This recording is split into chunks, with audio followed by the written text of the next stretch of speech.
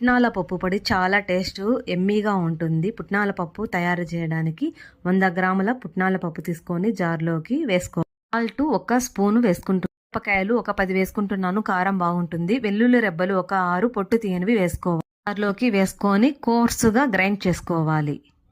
పప్పుల పొడి రెడీ అయిపోయింది ఫ్రెండ్స్. ఇది పుట్నాల పప్పులతో చేసినటువంటి పప్పుల పొడి రెడీ అయింది. ఇది మనము బొరుగులతో ఉప్మా చేసుకుంటాం కదా, ఉగ్గాని, దానికి ఫైనల్లో ఇది వేసామంటే టేస్ట్ సూపర్గా ఉంటుంది. అంతేకాకుండా దోశ మీద కూడా పొడి దోశలాగా మనం వేసుకుంటే టేస్ట్ చాలా ఎమ్మీగా ఉంటుంది.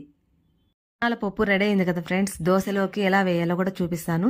ఇలా దోశ పాన్ పెట్టుకొని ఇలా నీళ్ళు చల్లుకోవాలి. ఇలా నీళ్ళు చల్లుకున్న తర్వాత మనము దోశ పిండి ఇలా వేసుకొని అంతా స్ప్రెడ్ చేసుకోవాలి. ఇలా అంతా స్ప్రెడ్ చేసుకున్న తర్వాత మనము దోశ చుట్టూరా కొద్దిగా మనము ఆయిల్ వేసుకోవాలి. 1 టేబుల్ స్పూన్ దాకా ఆయిల్ పడుతుంది. ఇలా ఆయిల్ అంతా వేసుకోవాలి.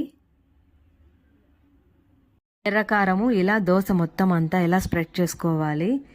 ఇలా వేసుకొని కొద్దిసేపు రోస్ట్ చేసుకోవాలి. రోస్ట్ చేసుకున్న తర్వాత మనం చేసుకున్నటువంటి పుట్నాల పప్పు అదంతా దోశ పైనంతా ఇలా అంతా మనము ఇలా స్ప్రెడ్ చేసుకోవాలి.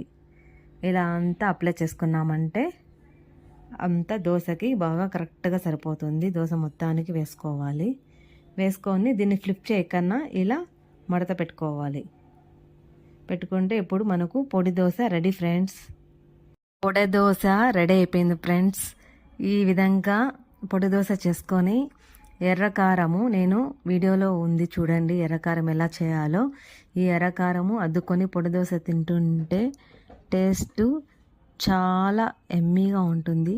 ఇంకెందుకు ఆలస్యం, మీరు ఈసారి దోశలు వేసుకునేటప్పుడు ఇలా పొడి దోశ చేసుకొని ఎర్రకారం వేసుకొని తినండి. టేస్ట్ అదర్హో అలా ఉంటుంది. మీకు ఈ వీడియో నచ్చిందా? లైక్ చేయండి, ఫ్రెండ్స్ అండ్ రిలేటివ్స్కి షేర్ చేయండి.